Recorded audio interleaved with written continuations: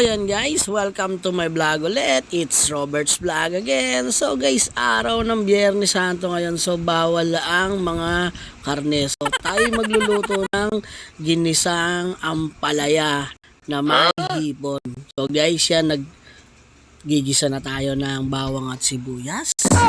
So kailangan natin i-golden brown yan ulit para mas lumasa. Sinabay na natin ang kamatis at maya maya ilalagay na natin ang ampalaya.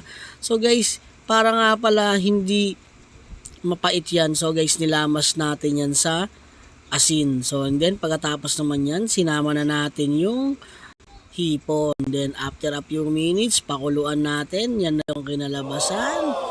Lagay natin dyan yung shrimp cubes at pampalasa ng buhay ang magic sa.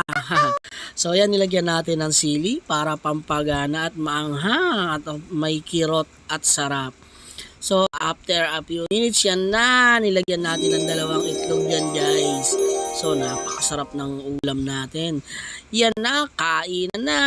Yan nga pala ang ulam namin. Nagprito rin pala ako ng tilapia na daing. So yan, thank you for watching.